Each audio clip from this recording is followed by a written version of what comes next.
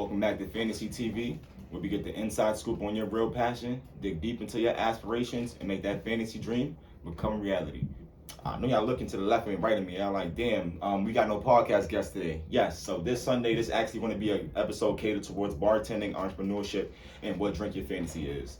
I've been doing a lot of research on personal branding, and I realized if you're not using your podcast for more than just guest services, like you're having a new host come on, you're wasting your potential. With that being said, I would love to open this platform to more entrepreneurs, more business-based people. Besides from working in podcasting and working with other artists, things of this nature, I've realized it's a road that you will never see the end on. You will never see a completion route when just focusing on interviewing rap artists, drill artists. Now, I'm not here to push down on drill artists and things of that nature, none of that. But I will say this, if you have bigger goals and more aspirations between yourself, I definitely say focusing on just rap artists is doing yourself a disservice. Look at different people, entrepreneurs, book authors, people who write poems, you know what I'm saying? Many different niches and fields you can go to with a podcast platform, which is why I'm doing this. A lot of y'all see right here, I got this rug. So I actually had this custom made by somebody. This woman made a rug for me. This took about 2 weeks. Now, if you're looking for anyone who wants to get your own custom made rug, DM Drink Your Fantasy for more info. I'm gonna get y'all plugged in right away. You know what it is. We outside. There's a lot of topics I wanted to discuss for today. One of the first ones being, how do business people, I'm not going to base it as bartenders, how do business people in general deal with a slow season? Let's just say you're a bartender, you're a makeup artist, right? You come from a background where you have a hot season and a slow season. What can you do to make that slow season fluctuate, still put some money in your pockets? And let's just say you're someone who doesn't have a full-time job going on. Let's just say your passion is your business, right? You're definitely going to want to find ways to find different multiple streams of income for yourself when it comes to your business. Let's just say you do nails. Obviously, when it's slow season, don't just focus on doing nails for other clients, but you can teach other nail techs, aspiring nail techs who want to become the same position that you are. Of course, people look up to you and your brand. They obviously want to know more from your mentorship. Create a mentorship package. What I'm just now about to do. Speaking of different platforms, on the end of October, Halloween, I will be dropping a recipe book. If you love to get more interested in how to make fall season cocktails in the comfort of your home, check out Drink Your Fantasy for more. We will be doing a 10-page recipe book. So I'll have over 25 cocktails, recipes. You can find these at what liquor store you can purchase the liquor from, as well as different syrups you could use. All of these are definitely make you start off as a great bartender inside the house. If you want to get somewhat familiar with shaking drinks, I definitely will leave the link to all bartender materials as well. Next topic. A lot of people have been asking me, what is Drink Your Fantasy? Why did I create a bartender service? Well, one, I love to answer this question. Drink Your Fantasy first started when I graduated from ABC Bartender School. After my time there, they would give you job applications on Facebook. So every other day via Facebook, I would see job applications. Oh, this bartender is here on, Manhattan South from 2:30 to 7 o'clock. I would pick up quick shifts. Now, during this time of me picking up shifts, I was working at a political office, and I felt very discriminated. I was, of course, the only person of color being there as a bartender. I just felt myself not being very reciprocated to the guests, the staff, or the clients. People would rather tip the Caucasian bartenders compared to me, which is totally not a problem. But of course, you would feel some certain way if a guest would rather get a drink from a Caucasian bartender instead of you. What's the difference between you and that other bartender? Y'all both capable of the same things. Now, I had a passion and I didn't want to let one area, push me to the side. I didn't want to just quit bartending. So I said, how can I continue my passion without working in the same political field, being around people who don't even appreciate my presence? So I created Drink Your Fantasy, a mobile bartender service that caters to Airbnbs, private events, and wedding halls. So far, I'm in year 3 and I couldn't say it anymore. I love it. Right now, this has probably been the best year so far. I've worked with clients from this year, 2025 alone. I've worked with Dell Technologies, Darkness Rising, Computer Center. The list goes on. Canva, Eagle Academy. I had the opportunity to speak at an all-boys high school this summer. It was an amazing opportunity, and I can't wait to do more.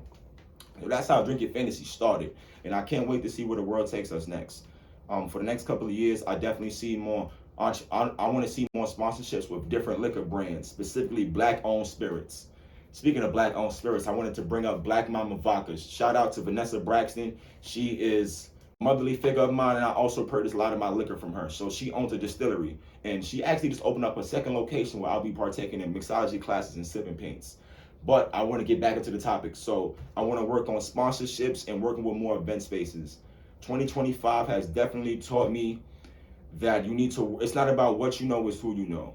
And having a lot of clients, you think that, hey, I do a lot of events, you see me on social media, you're pretty booked. But at the same time, there's multiple events that don't happen as well. There's clients who cancel or just find other services. And I push myself very hard on that. I'm a critical thinker when it comes to events that didn't happen. Of course, you can't control the things that are uncontrollable. If a client doesn't want to move forward with you, it's totally fine. You have to move forward, but you gotta realize why they wanted to move forward and not choose your services. Whether it was the responses of your website, how quick you were to respond to the text messages, or even the convenience of setting up an invoice. A lot of people like convenience, and if you make something or service or anything easier to them, they definitely will go that route. Definitely. 1 second. But I also want to talk about this for a second. I've been doing a lot of podcasts lately, and of course, y'all know me as being a bartender. I had a question for y'all. For those who, not even a question, this is more so a statement. I want to know, why is it acceptable for, let's say you have a bartender, I'm doing a podcast, right? A lot of guests that come up on here, they feel entered to want to smoke weed. And it's like, damn, bro, I get it, I'm providing a service. You already got liquor on the table, right? So all my guests come in, they already get a drink on the vibe. I'm saying, first time you sit down, you're going to enjoy a drink. Now, after that, the next question I'm going to always hear 9 times out of 10 is, yo, bro, can we smoke on here? Now, preferably, I'd rather say no to smoking weed up on a podcast platform, because it lets people, like, the way people will view your platform is not that you're not going to get the respect that you think you internally have. If you're coming up on your platform, you're smoking weed, you got your feet up on the desk. Prime example, bro. If I was sitting here comfortable as hell talking to y'all with my feet up, this looks fucking crazy. Not only would y'all not take advice from me, but you will also think I'm very chill right now. I'm a very lenient person, and I just do things on the fly, and I don't want to give that perception off to people, honestly. So, which is why I treat my business in the same way, my podcast platform the same way. If I choose not to smoke weed for a 1 hour platform, the guests should definitely feel honored to do so as well. Hopefully it doesn't hurt anyone's feelings. But next topic. There's a lot of shit going on social media lately. A lot of things I've been wanting to get off my chest, and I want to know what the people's opinion is on this. I know recently in the news going on, we hear a lot about Aisha Curry and her unpleasantness with her relationship. I want to know, how do some of you guys feel in the comment section, and ladies, of course, I want to know how y'all feel about couples expressing their problems in social media. Let's just say you and your significant other, y'all going through it at home. I doubt you have a auntie or a best friend you can reach out to vent to, so you lead to social media. I don't think that's the smartest route to go, because once you give the world a look at your life, now they're giving an opinion. It's not like they're just gonna look at your shit and be like, oh, it's a regular relationship. No, they're gonna give their intake on it, and that intake will definitely have an effect on you. If you just spoke about your relationship on a TikTok, Twitter post or whatever, now you got 30 people in the comment section. That's your husband. That's who you choose to marry. That's who you lay up in the bed with. That's definitely gonna hit you later at night. Damn, if everyone else think I'm stupid for being in a relationship with this man, why would I be in a relationship with this man? Now, having that is like a double-edged sword. You got a devil on your shoulder telling you to do what you feel like is the right thing, but you honestly don't know because you spoke out of frustration. Now, me personally, would I go to social media and tell the world about my relationship, my love life? No, because one, I'm working on communicating with my significant other, and two, I got friends who I can just reach out to and vent to. I think it is important, if you're in a relationship with somebody, you need to have somebody else who's not your girlfriend or your boyfriend who you are venting to about your problems. We all can't afford a therapist, so you gotta find somebody, respectfully, and don't let it be social media. You don't want everybody in your business. Besides from that, there's been a lot of controversy going on with Cameron. His newest podcast, he has a sports podcast coming out. Well, actually, it's already out, by the way. And he had on this episode, of course, with Mace, Cameron, and AB, Adrian Broner. He's a professional boxer. He was a little bit too flirtatious with the co-host, Stat Baby. If y'all don't know, she's a sports broadcaster, and she performs at different sports. She's in sports media, basically. And not even gonna lie, her boyfriend was in the podcast room while this was going on. So imagine me and you having a conversation, and then this guy's trying to flirt with your staff, your coworker, your team. How would you fellas or women even go about how to handle that? Now, I know being outside in nightlife, people are going to introduce themselves, try to kick games, spit whatever they want to feel like because you're an attractive person. But I definitely feel like it's a time and a place for everything. But what I want to get on specifically with that Adrian Broner situation, I feel like if that man wasn't under the influence of alcohol, he would not have been wanting to talk to Stat Baby like that. And that's going to be the next topic I want to talk about. Liquor get a lot of y'all niggas to speak the truth. And I feel like y'all should start speaking the truth without liquor. You shouldn't need alcohol for you to say your intrusive thoughts. If you feel a certain way about a woman, why do you feel 10 times more confident with liquor in your system? Me personally, being that I'm already an extroverted person, I'm very talkative, sociable.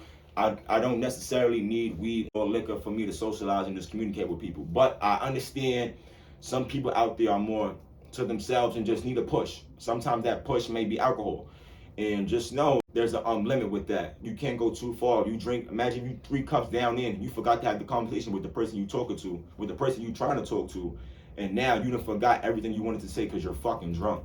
So it's a double-edged sword with that as well. Watch how much liquor you take if you are someone who needs to have a conversation with somebody and who need alcohol in their system. Definitely look at other options. If you know what I'm saying, that's coming from a bartender too, respectfully. Now, speaking of bartenders, yesterday I had went out last night with the guys. You know what I'm saying? Shout out my son Sosa. Sosa just had an amazing grand opening for his brand new event space in Flatbush, Brooklyn. You guys should check it out. But when I was there, you know what I'm saying, I'm vibing out, chopping up with the bartenders. You need regular shit, right? Now, I got something I want to address. What's up with people, aspiring bartenders who don't want to make the drink fully? Now, I'm going to tell you this scenario. Tell me this don't sound crazy. I asked this girl, female bartender, hook me up with a regular margarita at first, right? Shake the drink up, boom, started, get the drink. Now, in the corner, I see little syrups. I see passion fruit. Let me see. I see passion fruit, simple syrup, and mango juice. Of course, I'm going to pick that mango juice. Baby girl, you mind putting some mango juice in my margarita? Of course, no problem. I didn't know you was going to ask for that. Sorry. Boom, number one right there. I'm gonna stop you right. Why you off rip thought I ain't wanna get mango syrup in my drink? That's the first question.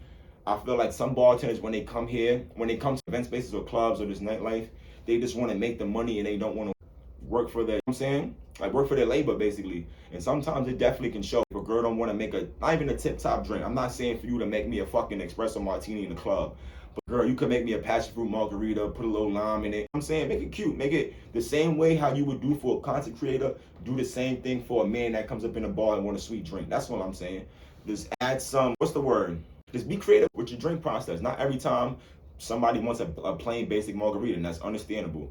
Now, for the bartender's sake, you just got to get more creative with it. Think of outside the box. What drinks can you make with different syrups, different chasers that go well? That's all. And no, this ain't no shade to the bartenders out there. It's all love, of course. I just want to give some game for the ones who are new out here. Definitely. Now, next topic I want to bring about, definitely I want to speak on teamwork. Definitely, as you Drinking Fantasy does have staff members, and I want to talk about the complications that I've been witnessing as a business owner. One of the main challenges I face currently is when I have multiple events in one day. A prime example of this, I'll speak this up, even though I'll keep the client's name out of it, of course. But last week, I had a wedding and a sweet 16 birthday party at the same time. One started at 6:30, one started at 6 o'clock.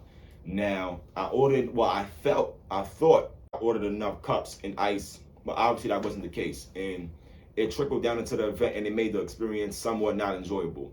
And I had to learn from that. Now, and I'm bringing this up for you guys to think of it like this. Take notes of all the events that you have. I have a notebook where I jot down any information of incidents that I happened, something that ran out. If glassware broke or if somebody was late, I'm writing down any information about this event on that piece of paper. This is like my journal. And whenever the event is over, I look back at it, I do my reflect. I'm saying I study on how can I make myself better and what ways I can improve my bartender service. But with that being said, how do y'all feel about bartenders who provide everything in their service? Now, there are many different types of bartenders when you're looking for an event. But you got the standard con that just comes with their bartender materials. The bar is already there, and they just get ready, go to work. Now, those bartenders are very convenient, and it's usually budget friendly. Those bartenders charge about $180 to about $250. Now, I definitely started from that same background, but of course, as from learning and working with different events, I elevated my services and what I provided to my guests. I started incorporating literally everything for the bar. So, chaser, fruit, napkin, ice. I literally make it so convenient for the client that the only thing they have to provide is soft drinks. Now, sometimes this isn't really preferable because let's just say you already have your chaser, your soft drinks purchased, and all you wanted was a bartender. And I'm coming to you saying that I offer these things. Obviously, it would make you want to look the other way, being that, damn, you bring all this stuff and I just bought all this myself. Why do I need him for? But then again, there's also a reason why you want your bartender to pick up the liquor. Main reason being that I get discounted prices from all liquor stores that I shop with. I get a 10% discount when I buy Hennessy, Casamigos, Douce, Tito's. When I purchase these spirits, I'm getting them at a discounted price from my business. So you definitely get a sense of budget-friendly help when you're working with Drink Your Fantasy and the staff that we offer. So I definitely want to say salute to that. And if you have a preference, either if you want the standard bartender or the bring your own bar con, either way, you're going to have an amazing event. Trust me. I ain't gonna lie, let's talk about nightlife for a second. Nightlife industry, as of right now, I mean, I'm talking in terms of just New York City. Slowing down, but I definitely feel like there's always new ways to elevate it. I'm not one of those people that say, oh, the nightlife industry is dying, because yes, it's dying, but at the same time, all it takes is a good marketing production team, great staff, and like to bring back that same scenery.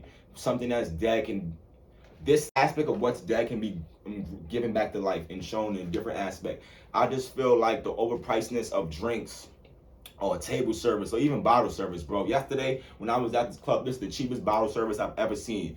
They had on the flyer for bottle prices, Don Julio was 160, Casamigos 120, fucking Douce 150. Nigga, that is a bargain. If you're going to the club, trust me, yeah, I saved some money going to that. I know y'all in the comment section like, spot is this at? Y'all want to go there? I'm gonna definitely tap y'all in though. Check it out. It's in Flatbush. Tap on my man Sosa Fico if y'all ever want to know about more. But yeah, it's definitely taste from inflation going on. The drink prices now are about $20 to $25. If you go to a bar in Manhattan, like it's not talking happy hour neither. Happy hour, that shit probably $16, $17. And that in itself is like, what the fuck? How a happy hour drink $17? Nigga, that sound crazy. We gotta figure out a way to provide top quality service and still get the customers coming in, because we can't change that price right now. And I understand from a business aspect. The liquor that they're purchasing probably costs 10 times more, which is why they're charging you a $21 drink. Do I think that's fair? No. But at the same time, more money has to be made in some aspect. This is a business, and for those who are on the customer side of the seat, you have to understand, if there's changes in pricing, there has to be a changes in ticket pricing, tables, drinks. If there's a change in whatever we're buying, there has to be a significant change in what we're selling to the customer. Just want you guys to remember that. But in the comment section below, I want y'all to comment, what are the top 5 spots, bars, clubs that y'all still go to on a regular in New York City that still got a dope nightlife scene? Leave it in the comment section below. We outside. Next, I want to dwell on for a minute. This is something that's been on my mind lately, and I feel like it might not be something that's for everybody. I see how a lot of people are picking up entrepreneurship as like a hobby, and see how I said a trade or a hobby. A lot of people aren't making this their lifestyle, their personal brand, and I want to dwell on that for a minute. I see a lot of people representing, they claim to call themselves the jack of all trades. Now, me preferably, I disagree with that statement. If someone, I feel like even if myself, I'm going to speak on myself because I can't speak on other people first. If I have my hands in too many buckets, too many things going on, there's no way possible I can focus and get all of those at 100%. Now, some people can work like that. Some people, like investors and shit, they can invest in fucking 50 companies and they know the profit and loss statement of each fucking company. They know the financials, they know the goodwill, they know everything in regards to those 50 businesses. Me, I'd rather start slow like a turtle, nigga. Give me one business at a time and let me learn how to build it from the ground up. Once that first business is ready for me to move on, and then when I say move on, I mean the business could run itself without me being the face of it. I could have staff do the event, I could have my marketing team promote everything, and all I have to do is collect the back end. That's the pinnacle of what a business should be. And I feel like people's businesses aren't even there yet, so how can you move on? How can you transfer to the next plan? How you gonna go to plan B? You haven't even finished plan A yet. And I look at it the same way with bartending, right? So right now you see I got my podcast platform going on. This is considered a second niche, but I still make bartending my priority. Before I even came here, I texted my clients, I emailed on invoices that I had to do, and I called about 3 staff members just to check and make sure that they were good to go for our events next week. Speaking of events next week, I got a lit ass event. Drink Your Fantasy is bartending at Quad Studios, bro. Respectfully, I've never bartended at a studio space before, so this should be interesting, especially Quad Studios. If I'm not bugging, Quad Studios was the same studio that Bobby Shmurda and Rowdy Rebel got knocked at back in like 2013. So I definitely, it's a lot of nostalgia going on in that building. You feel what I'm saying? Let's just hope, God forbid, that our event doesn't turn out to a nutcase like that, gangster. When we gonna speak positivity into it. So I'm definitely excited. Shout out to the promoters who booked Drink Your Fantasy. This is a Nigerian Y2K party. So we keeping it 2000s, y'all. In the comment section, what's good 2000s fit I should rock? I'm feeling Jersey with it fitted to the back. That's how I'm coming for Y2K. Gangster. Might fuck around coming in with a G-Unit shirt on some throwback shit. Niggas know what's up, respectfully. And since we on the topic of Y2K, I'm a fake 90s baby. I was born like the week in 1999. What was y'all drinking during Y2K? Obviously, I wasn't. So like, yeah, y'all sipping on during the late 90s and early 2000s. Yeah, I'm not gonna lie, it definitely gives like y'all on some gin martini. Y'all was some Bombay bitches. It's cool though. Ain't nothing wrong with gin. But y'all bitches was on that Bombay back in the days and all that. I'm gonna front, I feel like Bombay was y'all thing, Taylor Port, fucking Pastor Cavassier. Y'all don't owe that shit. Like the shit I used to sip was very old school, and that shit ain't good for y'all kidneys, man. I don't know how y'all survive fucking drinking during the early 2000s, but salute to y'all. I see why y'all on some mocktail shit now. Gangster. Word. But, of course, we are in Halloween season. Now, I want to dwell on fall cocktails. I'm loving this. Drop a comment section below if you love a pumpkin spice cocktail.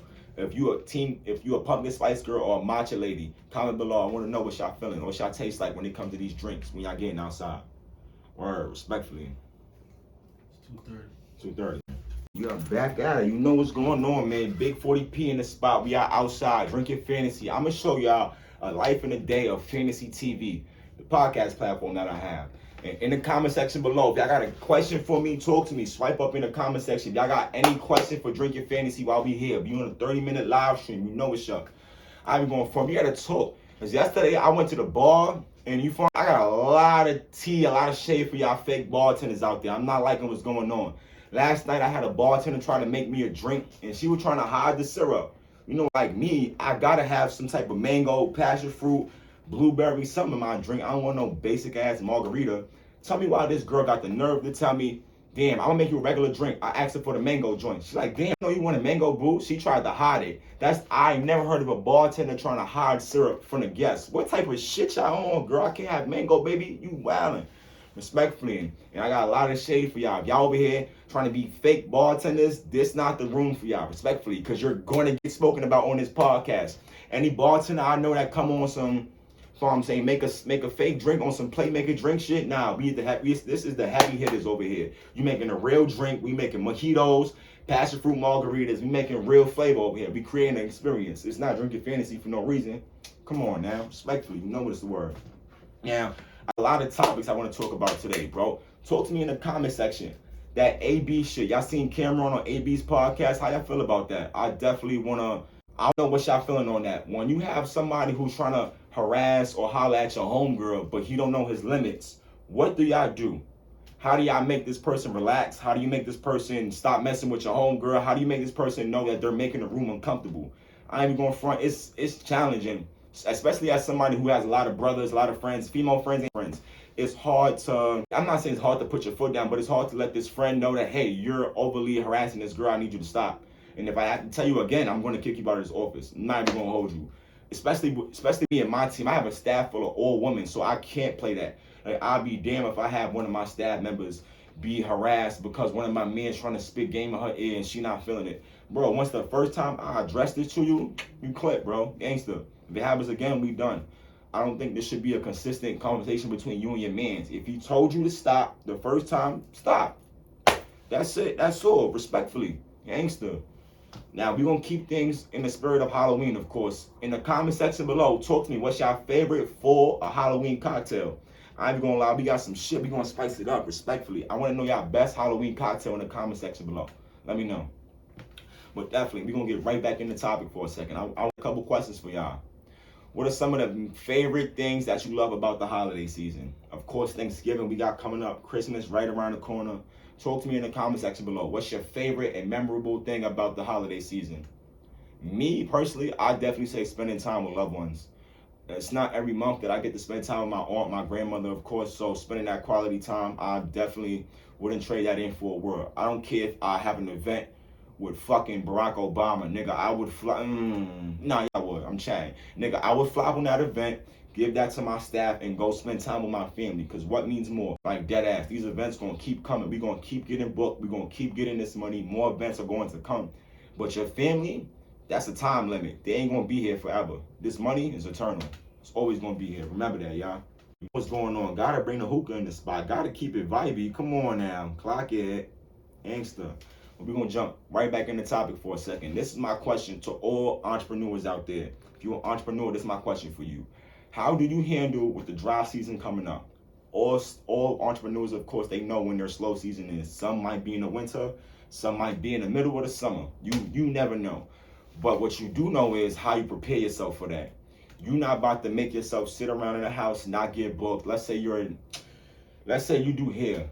You know what I'm saying? You do people's lace fronts. Let's just say November, booking you. Girl, how you about to make this money? You about to do memberships. You about to teach other people how to do lace fronts, sew in stores. I see a lot of entrepreneurs in the hair industry try to recreate themselves, and I love that. Salute to y'all, ladies. Y'all getting that bag, respectfully. Question, bro. You mind? Are you moving the thing? Let me see how we looking on the live.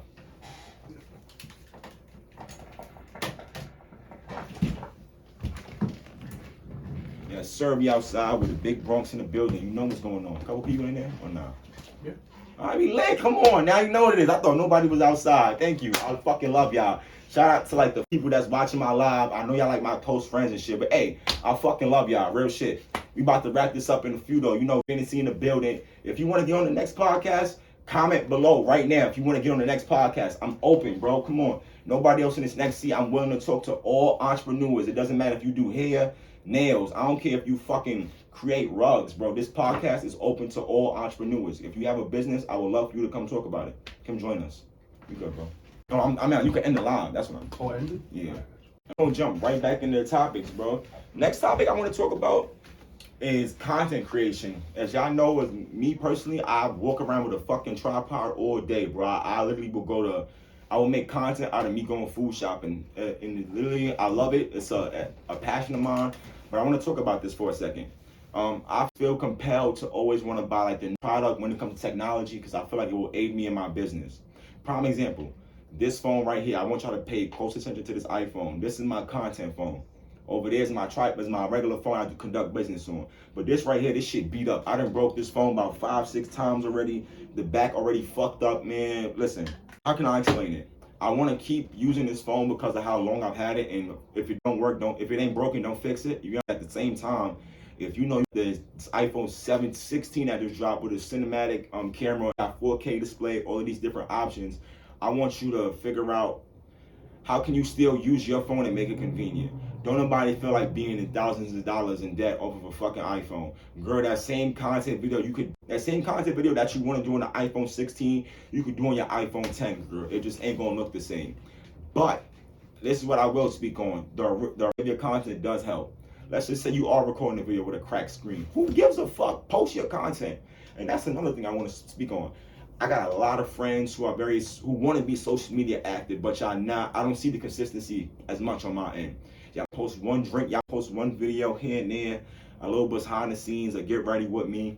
But that's not all it's gonna take. I would love to see y'all create a brand for yourself. And when I say a brand, I mean create a purpose as for what you do and what you do. And then behind that, I need you to fucking make everything not a corporation, but just brand it. You get what I'm saying? I need you to find a logo, a signature color that represents you and what you represent to clients, right? Me, for example, Drink Your Fantasy.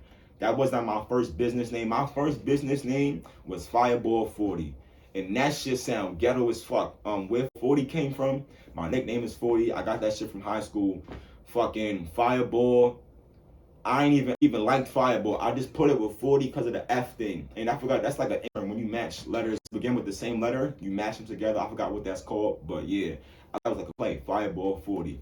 And as I got connected with my purpose as to why I want to be a bartender, that's where Drink Your Fantasy come from. I want people to experience a once-in-a-lifetime opportunity that they're not going to get nowhere else. I'm a very passionate bartender.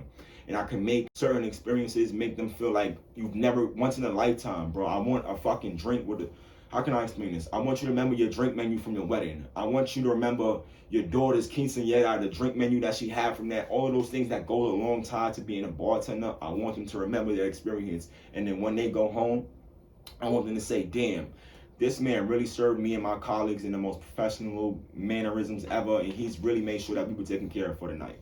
I want all my clients to go to bed knowing that in the back of their head, and if they don't, that's an issue on my end. And I want to assure that to all my guests, anyone who's booked Drinking Fantasy, and anyone who plans on booking my services in the near future. Thank you. I'm here to make sure that your wildest dreams becomes reality, and I will make sure that happens. Thank you. All right. Now, I ain't gonna lie, that was a smooth outro. I really hope you other bartenders feel moved by this podcast platform. And this was like a freestyle off the dome type shit for today because I have no guests. But I want y'all to remember that. And I'm gonna let this last topic of today. Now I'm gonna keep going because we got like 20 minutes left. We're gonna keep the ball rolling. I want to discuss this for a second though. Being able to continue when everything doesn't seem like it's going your way. Prime example, for today, I was supposed to have 3 podcast guests. My co-host, my mans, and his other bro. You know what I'm saying? He's gonna come up here and talk about the clothing brand that my mans have, and even my son rapping platform. But both of them unfortunately weren't able to make it today. What I told myself, you know what? Fuck it. I'm not about to just turn this. I'm not about to pout and be in the crib and on some fuck this shit. Like, I'm gonna give up on podcasting. Hell no. I got myself up out the bag, drove to Bronx, and I said, you know what? My podcast's still going on. I already started a live video, and we're gonna keep the ball rolling. I just want to make sure that you don't quit every time something doesn't go your way. And this goes for everybody. Just let's say you woke up, something doesn't happen your way. I want you to think the next reaction, what can I do to move forward and still let what I wanted to do get completed? There's another route of how you can still do things, and just because one aspect of your situation doesn't come as you please, it doesn't mean the world is over. And I want to salute my girlfriend for that. A lot of people, a lot of men, you know what I'm saying, are in relationships where they can't be vulnerable with their girl, and that's unfortunate, bro. Like today, I was driving, dropped wifey off, you know what I'm saying, she had to go handle some business, nigga, as I'm driving, I'm tearing up. I'm like, damn, bro, I dead ass, you know what I'm saying, I had hopes of doing this podcast today. She's like, nigga, cheer up, bro. Wipe them tears away. You still gonna go do your podcast regardless. It doesn't matter if no one comes. Nigga, I'm here by myself talking to a fucking camera and a microphone. I'm looking at this as practice, bro. This is a scrimmage for me. And if you too lazy to do the scrimmage, how the fuck you gonna play at the playoffs, bro? How you gonna perform when it's game time? Gangster. Now, I'm not, got AI out there. Like, when I say AI, I mean Allen Iverson. I don't mean practice. What the fuck is practice? All right, to all those, if you want some Mr. Perfect shit, one take Jake, all right, cool. Salute to those who could like that way. But on this side, we like to practice. Proper preparation prevents poor performance. And I'm the more you try, the more you practice, the better you will become at something. Same way with public speaking, bro. I remember people used to talk to me, yo, Corey, you speak very fast, and like when you conduct yourself. And it's probably still would say the same thing. It's a habit that I'm working on, and because of podcasting, I'm going to be better at this. I'm going to keep doing this every other weekend when I have more time and availability on my hands, and I'm going to keep polishing my skills. And I want y'all to remember that. Whatever it is that you're working on back at home, whatever it is, I'm not even about to get into depth with that. Whatever it is, I want you to fully lock in and practice the shit. On your Sundays, when everyone's outside and you home, getting ready for work to start the weekday, you go craft. Nigga, you should be emailing businesses. Right, even after this, I'm gonna be emailing liquor, see if they want to sponsor my next mixology class. Speaking of which, December 19th, we are in Hackensack, New Jersey for a brand new mixology class. We are in Hub Studios, Hackensack, New Jersey. If you guys don't want to miss it, trust me, December 19th, our first class session will be held at 9 p.m. Trust me, you don't want to miss this. We'll be making some dope Christmas drinks. I ain't even gonna lie. I'm feeling peppermint martinis. Let me see. Gingerbread men. This can go on. We're gonna have so much fun at this next mixology class. Be outside, respectfully. New Jersey is in the building, full-fledged. And to wrap things up, I just want to give a quick insight for those who are having a slow season for themselves. Remember, only the strong survive, and during this slow season, work on your craft. Better yourself.